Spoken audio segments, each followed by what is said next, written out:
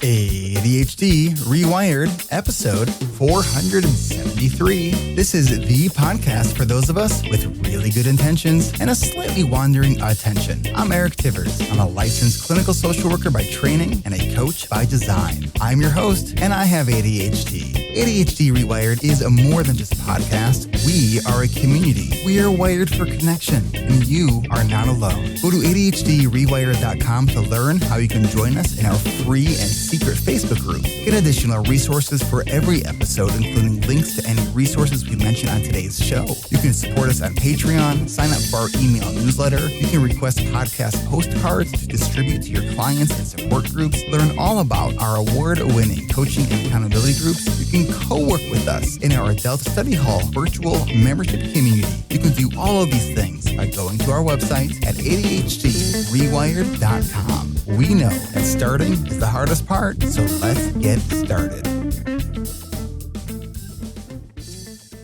Welcome back to another episode of ADHD reWired.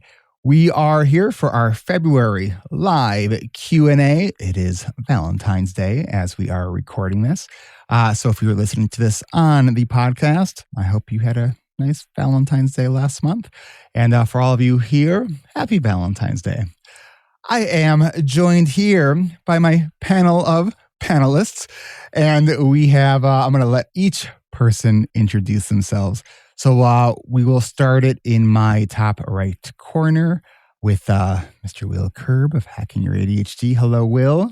Happy to be here. Looking forward to having a good Valentine's Day here. We got snow up here in Washington. It is very strange. Ooh, we had school canceled, weird. So I'm like, okay, good Valentine's Day, I guess. And we got MJ from ADHD Diversified. Howdy doody, buckaroonies. Happy Self-Love Day. Happy Self-Love Day, MJ. And we have Kat Hoyer, ADHD reWired coach. How you doing, Kat? Apparently struggling, not finer than frog hair split three ways today. Was trying to find the unmute button. And my messy bun keeps disappearing, and I'm very distracted by it. And we have Kirsten Martz, also ADHD reWired coach.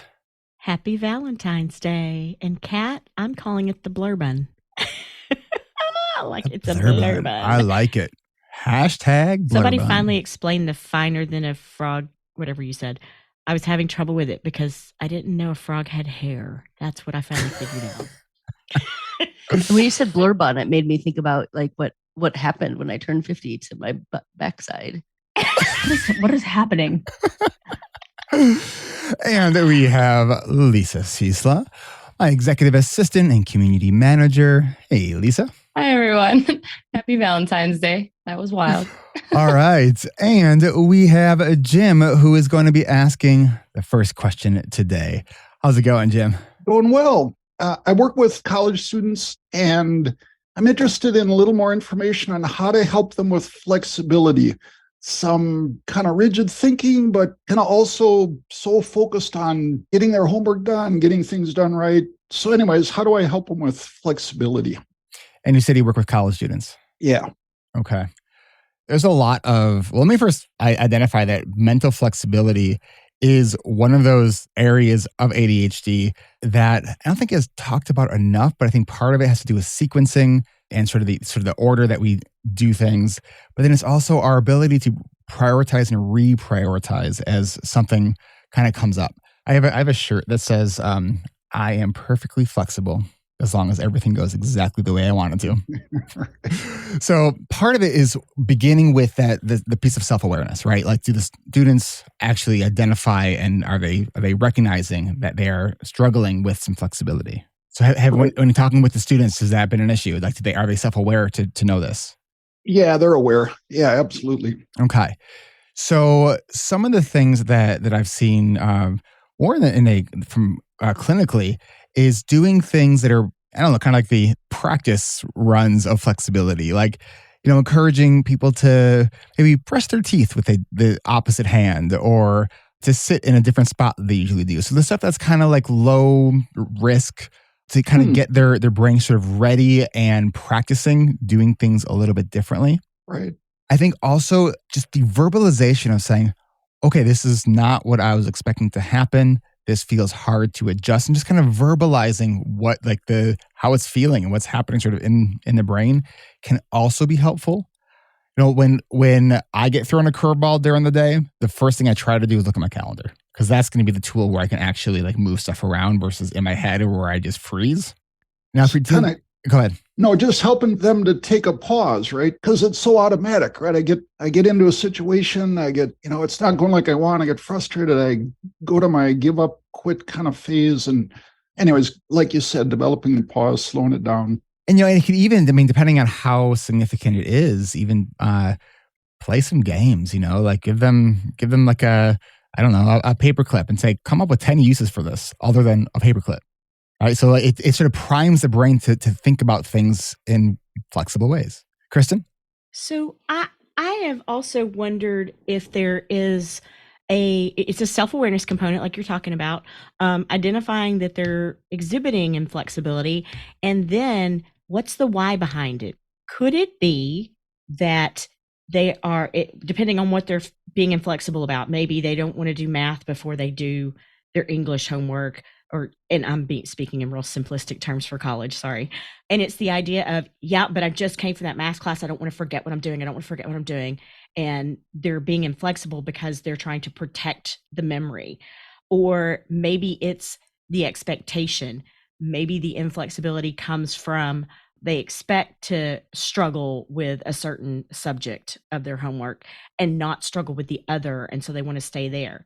So I think if you can peel the layer of the onion back a little more and find out what the why is, and they may not be aware of it yet, but having that conversation could possibly help with getting to the core of that. And then what can you do around that? I think us with ADHD, and it really, I think, aligns with a lot of autism, is expectation is a big deal. So talking about it beforehand too, talking about, hey, remember last time, if you can pick up on any cues from them, Jim, from first visit, and going, remember last time you really struggled with this, talking about it because it's a little bit distant. And that may set them up for their session at that point. Cool. Thank you. Kat? Hi, Jim. I'm wondering how much of when you say inflexibility, is there any perfectionism aligned in that or kind of combined in that? Are you finding? Yeah, I think so. And really, just to clarify a couple of things, I do work individually with students, but I also work in a group with executive functioning stuff. So it's kind of a myriad of both of those groups. So yeah, perfectionism does come into play. I think the pressure is like, I've got to get A's so I can go on to my next thing, right? So there's, at least for one student, there's this huge pressure to just always get A's. And so the structure they design for themselves is just like, this hour of the day I do this, then I do this. If I don't study at this hour, then it gooses me up for the rest of the day. And it just becomes this cycle of, it just kind of melts down after that. So anyways, there is that perfectionism. Okay. And I'm wondering if, reflecting back on with the students about times that, when I write down, celebrate the unplanned journeys, or, thinking about a time in their past that things didn't go as planned, but there was something positive that came of it, so that they can understand that they're safe to have those kinds of experiences. Because the first thing I thought of when you were saying that was psychological safety and, understanding and feeling safe when things do go off course. Perfect. Thank you. I'm wondering, in your group setting, are they identifying more of some perfectionistic tendencies? Because one of the things that I've seen a lot in our groups is that people will come in not realizing that they actually are struggling with perfectionism. And then they, as we kind of working through stuff in a group setting, there's like, oh, I think that I have more issues with perfectionism than I maybe realize. Sure, that's part of it. And I think normalizing it too, and there is this, I don't know if there's actually a specific name for it, but there's this idea of, it's like the loss of come on, words, work with me here, Brian. What is it? Help me.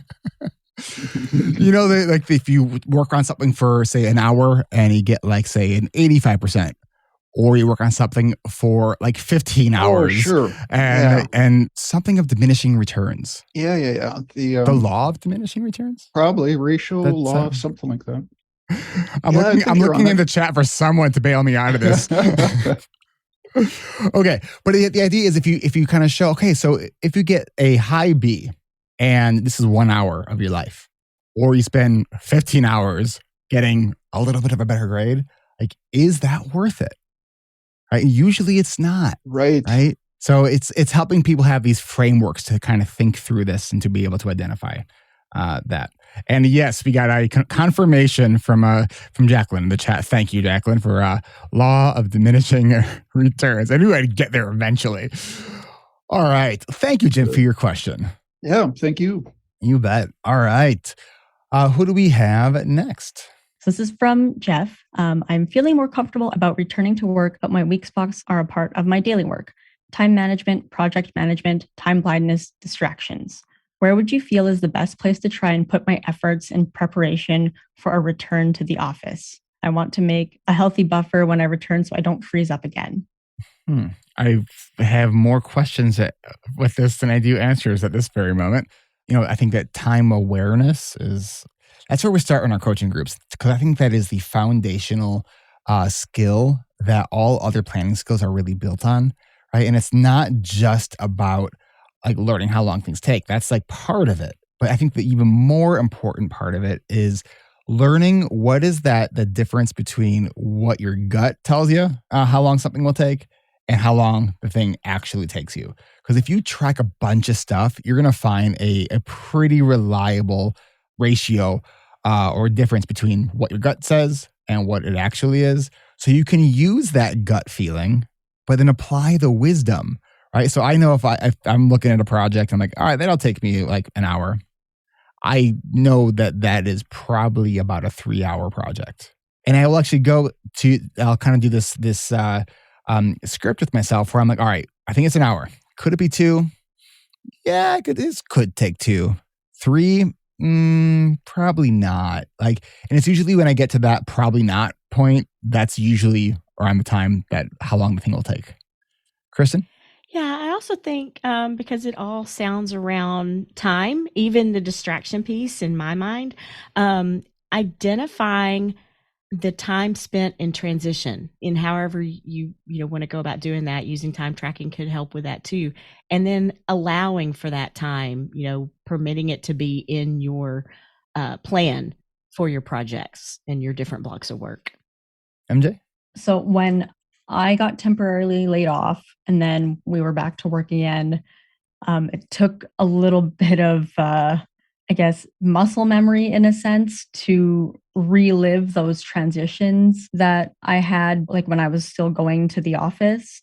So a big part of sort of what helps me with transitions and minimizing distractions while I'm trying to get out the door, and it's easier than it sounds for some people, not easy for me, but having like a placeholder by the door with the things that I need to get out the door. So yes, there's, the routine of like showering, getting ready for the day, packing lunch, but everything traveling to the door is on my way to grab. So I'm not going back and forth between different rooms. Say if I'm going to bed, we live in a 4-level split. So everything from downstairs to upstairs is on the way. I shouldn't have a reason to have to go back downstairs because 1, I don't want to. And 2, if I'm already upstairs, I just already want to have done all my routines, brushed my teeth, clean the litter box, and gone to bed. So it's the same thing going out, is creating those sort of points of performance and having things in place as much as I can that cues me like, this is this transition spot of the house. This is this transition spot of the house, whether it's with sticky notes or the physical items that I need just to sort of trail me on out the door so that I can get out the door on time to get to the office. And of course, once I'm at the office, that's a whole different story, but at least to start that transition, just that first thing to get me going, to give me confidence of, okay, I'm building that routine again from not being in the office and not having that routine before. I hope that makes sense. Kat? Because it said I'm returning to work, it makes me believe that this person was working from home. So I'm wondering about being able to look at what worked and what didn't work while at home. So what was the environment like that helped with like distractions or that did help with that time management? and what didn't work. And then being able to take that into the workplace to advocate, to have a discussion, to talk to coworkers about, hey, this is one of the things that helped me was that I could put my headphones on while I was focusing on a project. So, those kinds of things, or even talking to supervisor, boss, something like that. And I'm wondering, especially, I would love to have these kinds of dialogues in the workplace where people could say this, it doesn't mean that you're disclosing any type of neurodiversity. You can know what works for you and what doesn't, and then advocate on your own behalf. And I bet other people would appreciate it as well. And also say, be mindful of the ADHD productivity sleep cycle, where you go to bed too late because you stayed up late to finish work. So you only get 5 hours of sleep. So you're kind of distracted and not very focused during the day. So then you stay up late to finish work, right? So are there going to be times where we have to work later than we want to? Absolutely. But we have to be really, really careful not to make it a way that we work, right? That should be definitely an exception and not the rule. I think it is very short-sighted. It is something that I did that for at least a decade of my life, and it doesn't work, right? Like we think it does. We think we got to be doing something, and that's part of that perfectionism. But once we really recognize, oh, my brain actually works way better when I'm getting regular sleep and exercising and all those things that are helpful for the brain. Because I think sometimes we can get so almost like nervous about screwing something up because of our ADHD that like we end up digging our own hole that we're trying to prevent from falling into. All right, let's go to one more question and then we'll take a quick break. We got Chris. Hello, Chris. All right, what is your question? Well, hello. I did not expect to be put on the hot seat like this, but I'm 53 years old. I recently discovered 6 months ago that I'm extremely ADHD. I'm self-employed, so it's harder for me to get to work. I don't have a job where I have to be there at 9 o'clock. Plus, I've got the usual PTSD, depressive, antidotes that typically go along with ADHD. So before I let you answer my question, I would like to also state I've been with a psychologist and a psychiatrist recently, and I'm beginning my journey, and it's tough, but let us all just continue to fight this journey we're on. So thank you. Absolutely. Thanks for your question, Chris. Will. Yeah, this is very hard when you don't have the structure to your day from a traditional job to do this. And so one of the best things you can do is find ways to build that structure in artificially into your day.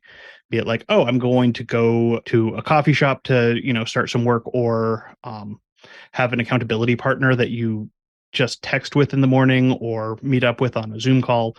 That kind of thing can be really helpful for being like, I have this built-in structure to my day, so then I can follow that, because I get it a lot from my kids, because I'm like, well, I have to take them to the school, and then that gives me the ability to a lot more easily transition into the next phase of what I need to do. And it's what we were talking about, transitions really applies here too, is the reason that can be hard to get to work is that we just go, oh, I'm going to sit down and start working. One thing I've heard Brendan talk about a lot is that like how the commute is actually a really important thing for us with ADHD, because it gives us that built-in transition and getting our brain ready to work. And so maybe create your own little commute to getting ready to work, and that can help get you going. Chris, I got a question. You said that you have a hard time starting work at 9 o'clock. You're self-employed. Yes. Do you have to start work at 9 o'clock? No. What do you do?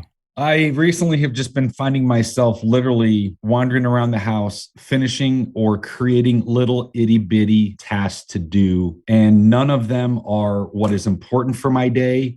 None of them are what I need to do. There are some times when I'm doing all these little shit things and I'm thinking, oh my gosh, this is not what I'm supposed to be doing. But yet it's still so freaking hard. Oh my gosh. Okay. So do you work out? I don't. I know I need to improve that. I know I've probably said this a gazillion times on the show, but I think that cardio exercise is one of the most important things, non-medicine wise, that we could do for our ADHD. There was a while last year where I was coming in at 9 o'clock, when Lisa started and we had a transition of my assistants, and I had about 3 weeks to get her as trained as I could because I was going to Mexico for a week. And I just sort of continued this 9 a.m. thing. it was great in certain areas, but my exercise routine slipped. And it took me a little while, but I really noticed that it was having a negative impact on my overall productivity and mental health, right? So if you are able to do some workout, some exercise in the morning, and if you have accountability with that, whether maybe you're doing it an exercise class, or maybe you find your local pickleball group, something, you just say you're in your 50s, so you're kind of perfect age demographic, right? So, it's have fun with it, but like get those neurotransmitters, going through sort of the routine of your day. And you're working from home too? 50-50. I'm self-employed, so I'm forcing myself to come into the office more because I tend to have a little bit more structure and be more successful with the time blindness when I'm in my office structure versus home. How far is your office away from home? About 12 to 15 minutes. Nice job. All right. So, mine's like 5 minutes, and I'm like, don't let me work more than 10 minutes because and here's the thing, like I could do this work from home. Like in theory, in practice, I do what you do, right? If I work from home, I do all these other things. And it's just, so for me, like it's really important to be out of the home. So what if you made it more of an exception than the rule? Like you go to the office, like you work from home when, if you're not feeling well, or I don't know, you haven't done laundry in 2 months, whatever the reason is, but make that more of an exception than the rule if you're saying you actually do better when you go to the office. The structure of the office definitely helps. And it's just absolutely remarkably amazing to me so my psychologist has very gently been telling me, exercise. I have known this to be true, but yet I just find it so incredibly weird how hard it is to do the basic things that would be so helpful to us. So thank you for repeating it for like the 5th time, because I think finally, when you said it though, I was just like, here's yet another person telling me, and I've listened to your podcast and I've listened to Will's, and exercise is critical. And thank you for the nudge. Even though I knew it, I needed to hear it again. Oh, and there's so many things that we all here know, and yet we don't. This is ADHD. It's like we know what to do, but we're not doing what we know. And for all the significant others in our lives who don't have ADHD and are frustrated by seeing our good intentions not turn into actions, it is twice as frustrating for us as people with ADHD. Yeah. Process. MJ? So I am an assistant for somebody else virtually who also either work from home or from the office. If you have anybody that you can meet with, whether it's like on Zoom or in person, that also depends on you being there, like somebody you can also get launched with. I have found that to be helpful for me. The person that I work with has also found it helpful for them, and they are also neurodivergent because that is what they need. They need somebody else, not just the text. Like if they really need to get launched, we set a time and this is when we meet. And that's, we go over to-dos for the day or the week. Even if we're repeating some of the same things, having that structure and knowing that somebody is depending on me to be there, that I'm depending on somebody else to be there, sort of helps me get launched too, even though like I could theoretically do stuff at any time. Right. So I need that structure for myself. And I've found that to be very valuable in addition to the exercise part. Awesome. All right, let's take a quick break. And when we come back, we will have more of your questions. So thank you, everyone who has been submitting questions, and we will get to more of them right after the break. Since 2014, ADHD reWired's award-winning coaching and accountability groups have helped over 1,000 adults with ADHD to live more intentional and wholehearted lives. We're just about to wrap up our winter season of coaching groups, which means our spring sessions are just around the corner, starting on March 30th and goes through June 8th. And just in case it's been a while since you've looked at your calendar and you're not sure what the date is, this episode came out on March 14th. That means our spring sessions start in just 2 weeks. So don't wait. Go to coachingrewired.com to get your name added to our spring interest list and start your pre-registration process so you can join us for our next registration event happening tomorrow on Wednesday, March 15th at 5 p.m. Pacific, 8 p.m. Eastern. Does it feel like ADHD holds you back from achieving your goals? Are you unsure of the goals you want to set? What if you could gain clarity on what you want out of your life to build wisdom around where you're really spending your time, to take charge of your calendar, and to give yourself permission to dream big and live a wholehearted and intentional life? Imagine how transformative your life could be if you created a personalized, actionable plan that works with your unique ADHD brain while learning alongside other adults with ADHD who just get it. Because here at ADHD Rewired, our coaching and accountability groups are more than just about the tools. We are rooted in connection, compassion, and acceptance. And we believe that no one should have to navigate life on their ADHD journey alone. Connection and support are everything.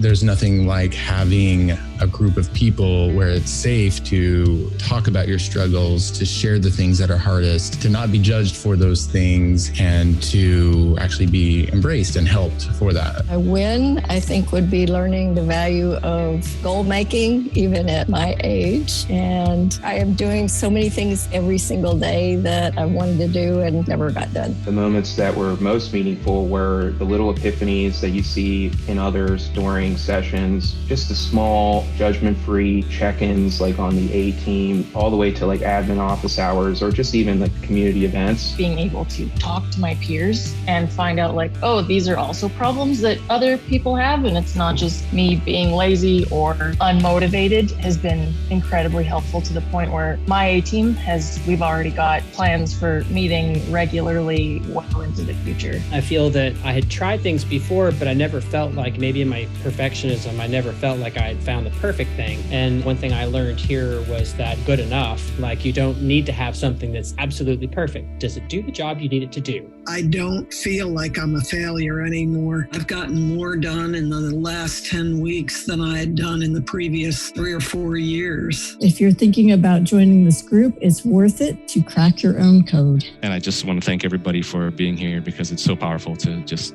listen and be with everybody else. Thank you. So if you're done with just trying harder and are ready for something different, then don't wait. Our spring session starts in just 2 weeks, so don't let this one pass you by. Go to coachingrewired.com to start your pre-registration process by clicking on the big purple button on the top of the page. Registration is by invitation only, so once you've added your name to our spring interest list at coachingrewired.com, instructions will be sent to you with what you need to complete to join us for our next registration event tomorrow on Wednesday, March 15th at 5 p.m. Pacific, 8 p.m. Eastern. And if you missed that one, check the website for our next event, but there's not much time left. Go to coachingrewired.com to take the next step. That's coachingrewired.com. Support for ADHD Rewired comes from you, our listeners. We are grateful for your support every week, and we wouldn't be here without you. And if you're new to ADHD Rewired, welcome. If you don't want to miss out on our weekly shows, then hit subscribe or follow on your favorite podcast player. Need to access our show notes and resources for each episode? Then go to ADHDrewired.com/podcast to find everything from show notes to our podcast archives and more. And ADHD Rewired is not alone. We have other podcasts here on the ADHD Rewired Podcast Network that you can find out about by going to ADHDrewired.com/podcast network. Then if you want to pick our brains and get answers to your ADHD related questions, you could join me, the rest of the ADHD Rewired podcast family, and ADHD Rewired coaches every second Tuesday of the month for our monthly live Q&A. If you are listening to this episode early enough on the day it came out, you won't want to miss this one, because today at 10:30 a.m. Pacific, 1:30 p.m. Eastern, we will be joined by a special guest panelist, the host of the Sleep With Me podcast, Drew Ackerman. You might know him as Scoots. We are super excited to have him on the show for something a little different. Don't miss out. Go to ADHDrewired.com/events to get registered and to join us on Zoom live today, 10:30 a.m. Pacific, 1:30 p.m. Eastern. But if you can't make it, then don't worry. You'll still be able to listen in when the recording of this month's live Q&A gets released next month. Otherwise, go to ADHDrewired.com to find everything from show notes to our coaching groups, study hall, and more. That's ADHDrewired.com.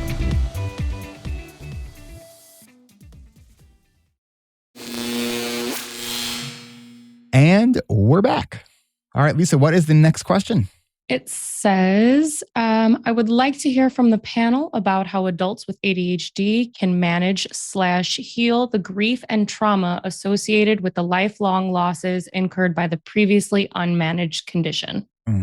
I love this question. And while this, my immediate answer to this may seem like it's self-serving, but it's not. And that's group and community. One of the reasons that I no longer do any one-on-one stuff is because of the healing power of group. And it's a coaching group. It is not a therapy group, but it is really damn therapeutic. The healing power that happens when you are working through these kinds of things, and we kind of normalize the challenges, and we realize, you know what? There's something like, as Kat likes to say, what is it? We can be a hot mess and kicking ass at the same time. You can be a hot mess and killing it at the same time. Right. And I think recognizing that, that's okay. Like, it's okay that we don't all have our shit together all the time. I don't have my shit together all the time. And I think just knowing that is really helpful, and really helpful in the healing. Will? I definitely echo what Eric was just saying about group and talk about these issues, because a lot of the trauma is from the shame we feel about it. And shame lives in the dark and festers and gets worse. So it's a lot of, hey, I have learned so much about just like, hey, if I don't hold on to the shame doesn't hold on to me nearly as much.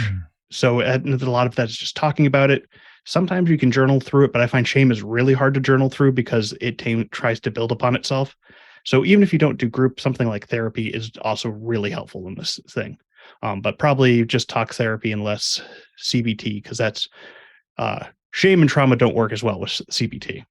Yeah, there's been some stuff on CBT and ADHD that is, I think that if we are well informed about ADHD, I think that CBT is still an evidence-based therapy. I think there has been some stuff I've been hearing about, like CBT is gaslighting for neurodivergent brains. Like, it is not gaslighting for neurodivergent brains unless you have a shitty therapist. But that could happen anywhere in any context. But just want to be really clear about that in case people are seeing that CBT is an evidence-based therapy, but we want to have our therapists be ADHD informed.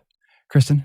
Well, and I think what Will shared and you shared is a combination of things, with the idea that grief does need some different approaches, I believe. And I'm LCSW, so and do practice. So there are two parts to that. There's the healing the grief and trauma, and it's the idea of the ADHD. I love that this person put the word manage in the question, because one thing I have grown to understand better through my own experiences with grief, and then as being a practicing therapist, is that you don't just heal it and it's done. You work to embrace it. You expect that it's going to pop up at any time, a trigger of the grief of the loss of my dad or something like that. And it is being able to sit in it and identify that feeling and be okay with what that feeling is all about. And that's where you're trying to heal and embrace that and accept it. And then the management part comes in with that coaching piece. And that's where you work to reframe. You learn what your script is in your head, which is the CBT part, cognitive-based therapy, if anybody doesn't know what that means. So I find this to be a really more complicated question than as it just appears. It really is. There's a lot of layers to it for me. All right. MJ. So when I think about the things that I didn't do or the things that I could have done because of not knowing sooner, I also reflect on if things hadn't gone the way that they went, there's a strong chance that I would probably be doing something now that I hate doing just because I knew, versus being able to sort of have that flexibility and struggle quite a bit to be able to get to do what I do now. And that's been a lot of self-work. But I also don't think I would be at the level of acceptance that I'm at without having a community of people that I can relate to. Like, it's not just ADHD folks. It's a whole neurodivergent community out there that's like, okay, so it's not just me. It's not just you. It's not just us. And some days it's still hard, where it's like, I could have done this. I could have been that. I could have been this or that, but who would I be without it? What kind of person would I be without being neurodivergent? Would I be as empathetic and understanding as I am? Would I be as open to change and open to wanting things to be better for other people and maybe for me? Like, would I be that person if I didn't know? And with all of that acceptance and being able to relate to others who are grieving, have grieved, have recovered from grief, etc., helped me like push myself to go to therapy to work through more of the emotional stuff that comes with sort of managing that grief. Because yeah, I do still think about what I could have been. And now I need to accept who I have been and who I am now with people who get it. So community, maybe therapy if you're ready for it. I know that I'm doing some CBT-based exercises, but I would not be able to do that without having community and accepting that these were the cards that were dealt. This is the timeline that they were dealt in. We didn't have a choice, but I have a choice to do what I want with the life that I've been given and the brain that I've been given, as hard as it is. Thanks, MJ. Kat? So I have so many thoughts on this because this was a lot of what I went through with my ADHD journey. When I was first diagnosed, I had heard like how so many people felt a sense of relief that it explained kind of what had happened in their past. For me, it was a completely different response. It was like, oh shit, all those mornings of waking up and going, today is going to be different. Today I'm going to do all the things I wanted to do. And so that hope felt like it was pulled out away from me. But then I knew about the 5 stages of grief. I knew about how they helped me with other things in my life, the loss of a job, the loss of a relationship or a marriage. So I approached it with that, looking at that as well. But what has really helped me is this new 6th stage of grief that is popping up, and that is finding meaning in it. So going through that and knowing that the stages aren't linear, it's not a checkbox. We're not going to go through and, okay, I'm done with anger. I'm done with bargaining. It may be cyclical, especially with us, because we have a lot of times where we learn things and then maybe forget them, and different things will come up in life that will remind us. But then it's that finding meaning in it. And for me, it was about, I wouldn't be the person that I am today. Like my ability to mask, fortunately, has also helped me be adaptable to a lot of different situations. So that's something where I can find the meaning in it. And looking at, because of the things that I've experienced, it's allowed me to be more empathetic. So that finding the meaning in it has been probably one of the most helpful things I've done along the way in accepting that I can't change the past, but I can change how I view it now that I understand it better. Thanks, the end. Kat. That was brilliantly said. And with the stages of grief too, I think that when we're looking at grief of a diagnosis like ADHD, there's no wrong emotion. And I think that's a really important sort of piece. Like it's okay to feel angry about this sometimes. It's okay to be really sad about this sometimes. The key is don't get stuck there. If you notice that you're just spinning your wheels in anger, or you're spinning your wheels in sadness, that's a sign you're stuck, right? And when you're stuck, someone's got to reach out for help with that. But I think that the meaning making piece is huge. It's huge, and I've always sort of thought about that in the realm of acceptance. But I think that really it's a good distinguishing factor. Make meaning. I think we could find meaning in everything that happens. So I hope that helps. All right, what is the next question? Hello, is it Lily? Hello, panelists. I really appreciate you. I am trying to get some ideas for how to make the kitchen cleaning so much more exciting and fun. It's in my mind, I'm a very clean person. In reality, I'd love to be able to go into the kitchen and say, wow, what a beautiful place. It's not supposed to be a museum, don't get me wrong. It just looks like potentially 2 mentally ill people live here who have never met a pot pan or a dust mop or... Ugh. I hear you. Okay. So the very first thought that I had when you asked your question, how do you make cleaning more fun and exciting in the kitchen? I just imagined monkeys cleaning your kitchen. That would make it so fun. Watch our monkeys, they're cleaning the kitchen. Okay, let's come back to reality here. So what if we could make it easier?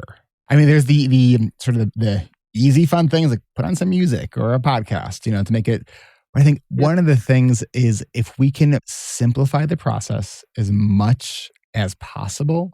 Yeah. And I get that we might want to add fun to things to make our brain a little bit more engaged in it, but sometimes we just want to get it done. Yeah. Right. So I'm just wondering, like, what are some of the things that you might be able to do that would make keeping or getting the kitchen clean easier? Getting rid of all the plastics that we have that are no longer recyclable. And I look at them coming out. First of all, they don't work in the dishwasher, and I don't particularly love hand rinsing them. So maybe all glass and colors. And the podcast, I mean, I've been listening to that. It's just, I have to remind myself, this is a part of self-care. Maybe if there was some easier way to put all this fresh produce into the fridge so we'd actually see it, know what the hell we're eating, and I don't know, have some fairies wash up the floor. Yeah. I mean, I can relate to so much of this. I don't know what how long I've been able to keep a kitchen clean for, but like if I can go a full week and the kitchen is maintained clean, like I'm having a good week. I can usually keep it clean for about 4 days, and then the executive function goes, not today. That's a long time. Will? Yeah, that is a long time. Also, because it's important to remember for cleaning that it's never a completed task. You're never done, which is very hard for us because we want to check it off and then be like, well, I'm done with that for a while. Like with my kids, I'm like, how are you making so many dishes every day? It's like, oh, because you're eating. You got to do that. One of the things that's been really helpful for me recently is doing a lot of my household cleaning tasks as breaks from my other tasks. Yeah. So I will set like a timer to work for 45 minutes, and then my break is to go and do the dishes. And that's super helpful for my brain being just like, oh, this is in between. Yeah. Very, very good points. That's great. Kat? The first thing that came into my mind was dance. Like you have to dance while you clean the kitchen. That's everything. But as cliche as they may be, it is my time to listen to podcasts and do different things like that. But I actually have like a little, like the thing that you put in your car for your phone, like on the windshield, like that will hold your phone. I have one of those on my microwave. So I can have my phone in there. And I use it, for all kinds of things. But be careful, because if it sticks out too far, you'll forget it's there and bump your head. Just saying, and it hurts. But another thing, when you mentioned the plastics, that was something that I had to really let go of. Certain types of recycling. It hurts my heart to say that I throw away a lot of things now that I would have recycled before, because I wasn't taking it where it needed to go to get recycled. And, that builds on itself. So I had to let go of some of those types of things, and then slowly making my area more ADHD friendly, one project at a time, little things. My favorite is to put my phone up on a tripod. I have to put it doesn't work on the microwave because it doesn't have the right angle, and record it on time lapse. Ooh. And if you work for a half an hour, you get a 2-minute reward of watching yourself in fast motion cleaning your kitchen. And it's so much fun. Yeah, I highly recommend the time lapse thing. For some reason, for me, that's just like, I feel like almost now I let things get dirtier just so that I can do the time lapse thing. That might not be true, but it makes me feel better in my mind. But the one thing I had heard it on with Casey Davis, and she talks about when cleaning with any type of depression or anything like that. And she has a word for it, struggle care. But she talks about doing these 5 different things. First, go around the area and look for any trash that you can throw away. Second, look for any dishes, because then we know where to put the dishes. That's a little bit different in the kitchen. And then the third is looking for laundry, which that might end up in my kitchen. I don't know, depending on how crazy the dancing gets. Happens in my kitchen. My son's socks are constantly like everywhere in the house. And then things with a home and things without a home. But I wouldn't recommend doing your whole kitchen with this list of 5. I would recommend finding like a quadrant or a drawer or a counter, so that you're doing it in little increments, and give yourself some grace through that process, because it can take a while. You guys totally rock. Thank you. That's awesome. It's 2 things. One of the things that I have been, I've gotten a lot better at, definitely not perfect at this, is when I'm having the I don't wannas. I I just ate dinner. I have a plate and I don't want to clean it. But what I have now remembered is that it takes about half the time to clean a plate right away than it does to have to chisel the hardened food that has been sitting there for a day. So anytime I kept myself thinking I'll do it later, I take a breath, I pause, I turn around, and I try to do it right then. Like other things of like engineering urgency. So like yesterday, I made some steamed vegetables as part of our dinner. And as I was waiting for my son to come to the table, I was like, all right, let me see if I can get this pot cleaned before we actually eat. Right. So it's like, I know he's going to be at the table in about a minute. Right. Let me see if I can quickly clean this pot. Because like pots too, like you let pots sit, like they become exponentially harder to clean. If you do it right away, literally sometimes it just takes water. So we never really want to clean. So think about what's going to make it easier doing it now or doing it later. Kat, you mentioned the recycling. What I have at my house, it's not a laundry basket, but it almost looks like a laundry basket, but it's like a big square. It's kind of like it's like fabric, and we put a big bag liner in it. It's not under the sink, but it's sort of right behind the counter, so I can literally just like walk over. It's 3 steps away from the sink and toss the recycling stuff in there. Once it gets full, then I bring it to the recycling bin.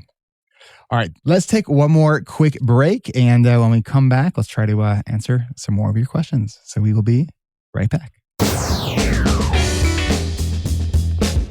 Are you in the middle of a house project you've been putting off? Is your laundry starting to pile up? How about those kitchen counters? How are they looking? Or maybe you need to organize your paperwork so you can file your taxes on time. If you think that you would benefit from real-time accountability working beside other adults with ADHD who are also working on the things that they want to get done, then come work with us in our ADHD-friendly body doubling community at adultstudyhall.com. From our weekly guided sessions, also known as Adult Study Hall Plus or ASH Plus, to our 24/7 drop-in room, there are plenty of ways that you can utilize the power of real-time accountability to start crossing off your to-dos and not have to do them alone. Membership is only $19.99 a month, and it's free to try for the first week. If you're motivated by working with others while being able to talk through and check in on your progress, then join our Adult Study Hall Plus sessions, our themed and guided sessions that happen every week. But if you prefer to work at your own pace and still need some company, then our 24/7 drop-in room or ASH 24/7 is open 24 hours a day, 7 days a week.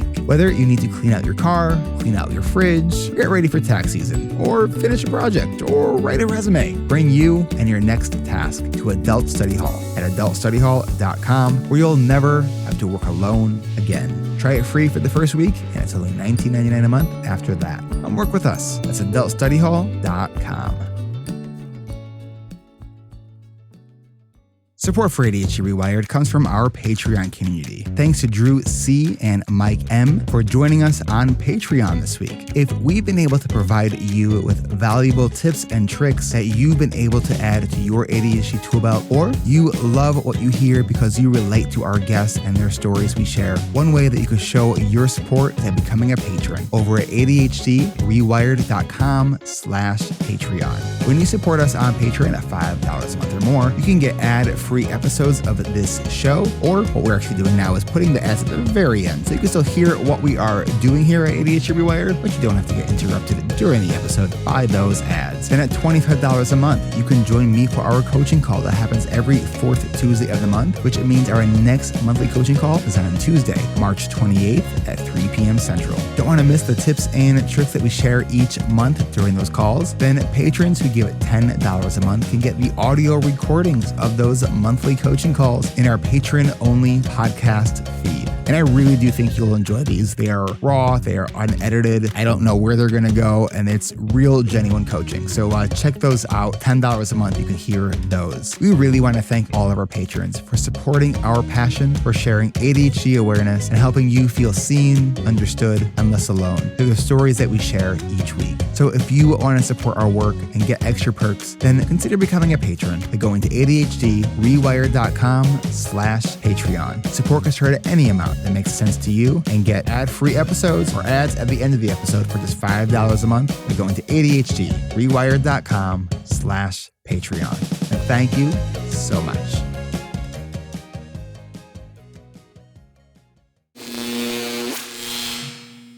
Oh, I just wanted to mention that Brendan could not be here today. He had a family thing that he had to attend to. So we are back, and Lisa is going to read the next question. All right. It says, question in the context of differential diagnosis for adults. Are there mental health or neurological condition or combination of conditions that causes an adult to display the entire range of EF challenges in adults? How can impaired adults advocate for a diagnosis and get support in the case nobody in their life noticed symptoms in their childhood? Well, as far as like how can an impaired adult advocate for a diagnosis, talk to your psychiatrist, your psychologist, your therapist. This is some weird stuff that I've seen on some like therapist groups that I'm in. That like someone's part of a group practice and they're saying, "Oh, but we're not allowed to diagnose ADHD." That's BS. Yes, you are. If you are a licensed like clinician, you are allowed to diagnose ADHD. But you know what? Not everyone gets ADHD, right? So if you are seeking out that diagnosis, one of the questions you can ask is how much of your practice is working with people with adult ADHD? Yeah, and we know that ADHD often comes with friends, anxiety, depression, learning disabilities, autism. There's lots of stuff that comes along with ADHD. And, ADHD doesn't own executive dysfunction, by the way. Like there's executive dysfunction in a lot of other disorders. I think the sequence and how it kind of shows up can be a little bit different. But yeah, the executive function piece, that's like the functional impairment piece. And that's actually the stuff that matters most is like the functional impairment. Kristen? So I think for some clarity, it's not that we can't diagnose it. It's a matter of, will insurance accept that diagnosis? Because of paying for the medications, there's a lot of hoops to jump through. And I think it's state to state and obviously country to country.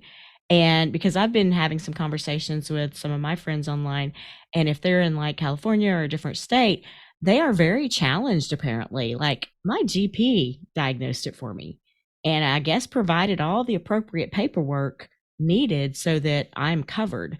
So I think that is actually where the challenges are. Now, what you were saying, how executive function can show up in other places, there's the idea behind, yeah, and does it present like ADHD? Could some of interventions that are out there still be helpful? So the diagnosis is really a guide to which direction do you need to go, because what is presenting for helping yourself and for getting the bill paid. And so that is really the bigger part of the challenge. You still can get the diagnosis. It's what can you do with it? Yeah, I say the diagnosis is a starting point, but it's not like, what's the best treatment for ADHD? It's like, well, that is a really super broad question. Medication. Yeah. Like I worked for an agency, Eric, and they said, you all cannot diagnose ADHD alone because it won't get covered and we're not going to treat that patient. So if that patient doesn't have a friend or that client doesn't have a friend that comes with it, like anxiety and meets the criteria, we don't accept them. So it goes down into, sort of that meso level too, of private organization can set those standards too. Yeah, I was talking actually to someone from my current coaching group who lives in a country where it is illegal to have any kind of stimulant medication. And it just seems so unfair because that's the top most effective evidence-based treatment is meds work. Will?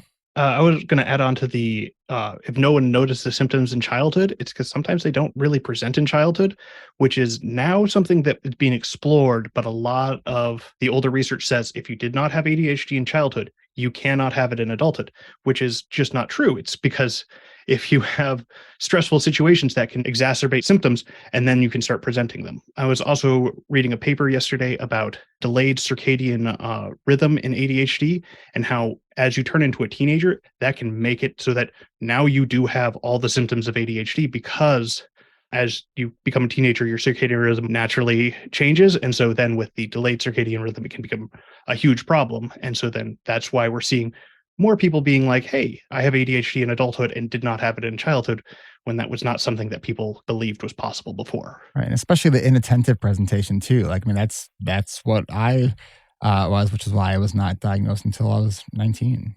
Kristen? The reverse of this is true also. Not only what Will was saying about the stressors get bigger, interventions can be in place for you that you didn't know were interventions. I was in dance. Dance provided me a lot of intervention work that I had no idea. And I would get excused for, leaping and dancing across aisles in the grocery stores and running into people. It's like, oh, I'm sorry, she loves to dance. Nobody looked at it as, oh, she's hyper and impulsive. So there is that effect too. So in thinking about reflecting on your history, see if you can find some of those, alerts, red flags for yourself. All right. Let's do another question. We have one that says, what are the helpful visual cues to keep track of time? Clocks. Clocks, timers. Time timer is a great one. I just got flicked off by cat. No, but like it is though, right? I mean, big clocks. Like I have clocks on like every wall in my office. Like I am a big fan of big ass clocks, right? Stuff that you cannot miss. Like there's a reason I have a clock on every wall in this office, because part of the way my ADHD presents is that if I'm like in the zone, even though my mind is saying, check to see what time it is, if I have to go like this to check it, I won't do it. It is what that is. I need it to be like literally hitting me in the face. Yeah, so that time timers, there's a tool called the Time Tracker Mini. I think I actually have it on my shelf. I'll just describe it for the podcast listeners. So it looks like a little R2-D2 kind of thing with a little like dome on top, and it has two dials. One dial for the total time. It's up to 2 hours, and it does it in 5-minute increments. And the second one is your warning time. So you set the timer, you hit start, it'll be green. When it gets to the warning time, it'll start flashing yellow and stay flashing yellow. And then when you have a few minutes left, it will move to red and be flashing red. Now, the Time Tracker Mini is half the price as the regular time tracker, and you don't need to pull out the manual every time you need to set the time, which is totally what you need to do with the regular time tracker that looks more like a stoplight. But if you're really looking for something that's going to cue you and get your attention to help with transitions and stopping, that's a really great tool. And then just have clocks everywhere. Kristen? Clarify, Eric. Do you mean analog clocks, first of all? For me, digital, it's like I got to look at it and I might not do the math right. Okay. So there's the idea of the difference between those. Then I also have playlists that I actually time out and set and say, this is my shower playlist, and it gives me a cue that way. Also, the programming of lights that can change the color. Like I know for me, so I got to pick up my son Mondays and Tuesday afternoons at 5:30. So I have my lamp here on Mondays and Tuesdays afternoon. It turns green at like 5:05 because I have to start to stop, which is why it turns green. Kat? I just want to say that the reason I flipped you off is because you're right. So it was about the clocks. I did not want to put clocks in every room. And a lot of it had to do with aesthetics. I didn't, want to mess up my room. So I found clocks that worked for every room. And I do have them. I hadn't thought about that, Kristen, that mine are also analog, not digital. I do have one in the guest room for my dad that is digital because he likes one that actually projects on to the ceiling. So that helps him tremendously. And I found out that he was having like anxiety sleeping without that. So I got him one for our guest room. The other thing is a watch. Again, hated it, super resistant to it. I don't wear any other jewelry, and that felt like something I didn't want to. But once I did the Apple Watch, it felt less like jewelry and more like, a phone on my wrist. So those were things that I resisted a lot and gave in, and still will flip Eric off for it, for being right.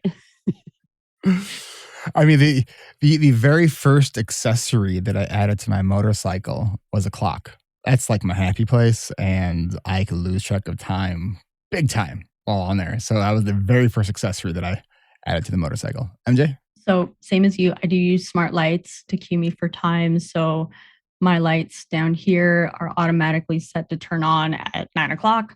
That's usually when I'll be sitting at my desk. My lights upstairs, when I turn them on, they have a setting where they actually have to turn off 30 minutes after they've been turned on, because that's usually bedtime. If the light goes out and I'm still scrolling on my phone, I better put my phone away. I was also resistant to getting a watch. I know a lot of people use Apple Watch. I use a Samsung watch, but I make mine chime every hour.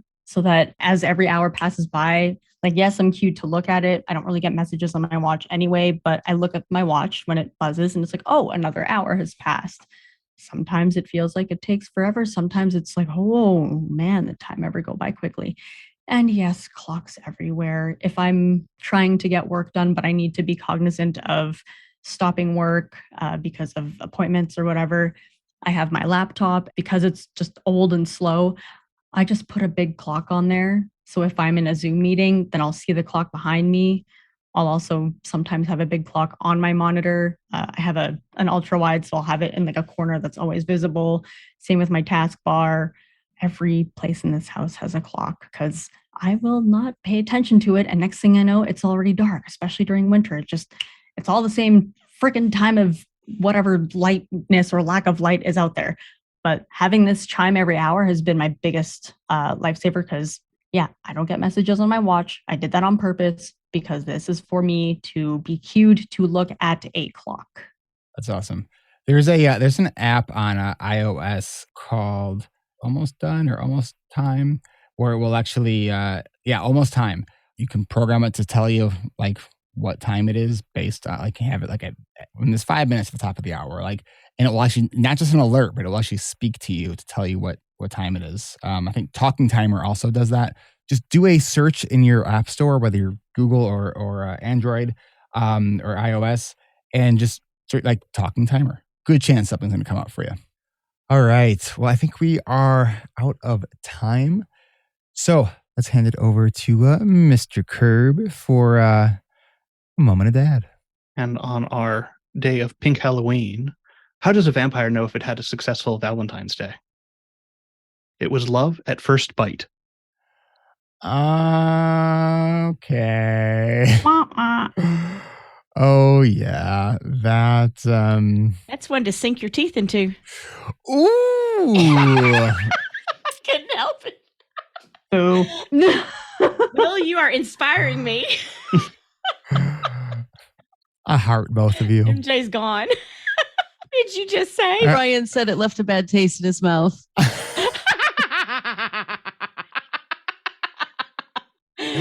Oh man, can we keep going? That's awesome. All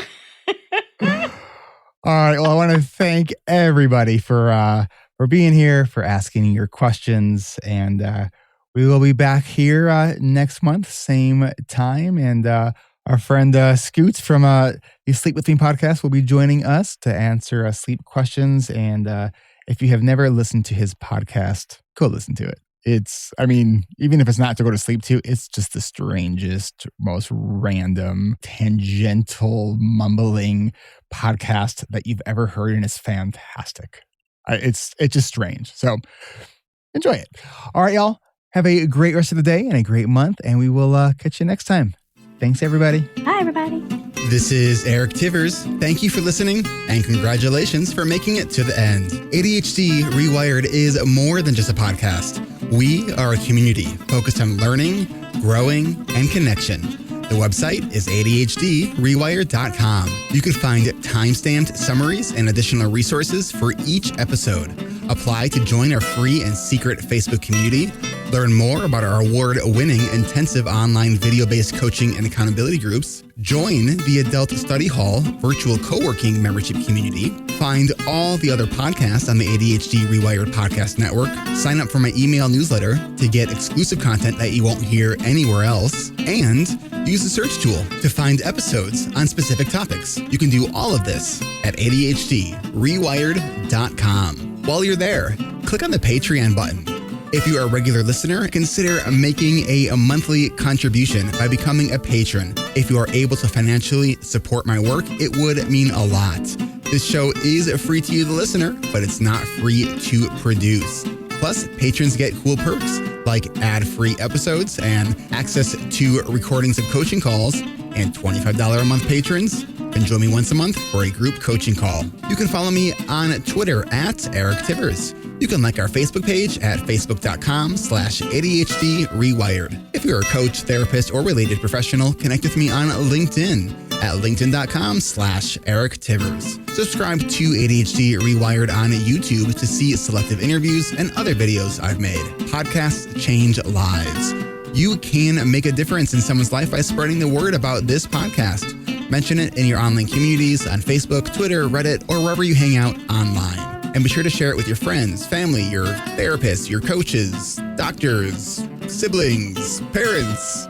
And if you, your coach, therapist, doctor, or ADHD support group leader would like a pack of podcast postcards to hand out, you can request those at the website, ADHDrewired.com. If you're a member of CHAD, ADA, or any other ADHD support group, please be sure to tell them about this show and all the shows on the ADHD Rewired Podcast Network.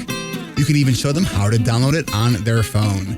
And if you really loved this particular episode, please hit share on your podcast player. I'm only one person, and I do count on you to help spread this message. One of the biggest things that you can do to support this podcast and help other people discover it is to leave an honest rating and review on Apple Podcasts or any other app that supports reviews. And don't forget to hit subscribe so new episodes are automatically pushed to your favorite podcast app. Looking for more ways to listen and learn? Get a free audiobook and a 30-day free trial at Audible by going to audibletrial.com/ADHD rewired. Here is my list of must-listen-to audiobooks updated July 2021. Nonviolent Communication by Marshall Rosenberg. Attached by Amir Levin and Rachel Heller. Atomic Habits by James Clear. The 5 Dysfunctions of a Team by Patrick Lencioni. Crucial Conversations by Carrie Patterson. The Coaching Habit by Michael Stainer. The Body Keeps Score by Bessel van der Kolk. Rest by Alex Sujong Kim Pang. The 5-Second Rule by Mel Robbins. Make It Stick. The Science of Successful Learning by Peter Brown. The Productivity Project by Chris Bailey. Meditation for Fidgety Skeptics by Dan Harris. Change Your Questions, Change Your Life by Marilee G. Adams. I always recommend to my coaches and admin that they read that book. The One Thing by Gary Keller, a required reading for all of our coaching group members. Procrastinate on Purpose by Rory Baden. The 4 Tendencies by Gretchen Rubin. The Art of Asking by Amanda Palmer. And if you're looking for something a little bit more magical, I have fallen in love with the Harry Potter series, and the narrator, Jim Dale, is amazing. And of course, if you haven't yet boarded the Brene Brown bus, all of her stuff is great, starting with Gifts of Imperfection, Daring Greatly, Rising Strong, and The Power of Vulnerability. And if you're an entrepreneur or leader, be sure to check out her book, Dare to Lead. Do you have something that you would like to share? Click on the podcast tab at ADHD Rewired. Click the button to be a guest at the top of the page and schedule a 15-minute interview. This is Eric Tibbers, reminding you to keep learning, growing, and connecting. Self-care is not selfish. No matter what you get done or don't get done, you are still enough. And no matter how hard it feels, we can do hard things. And we don't need to do them in the hardest way possible. Thanks for listening. I'll catch you next week.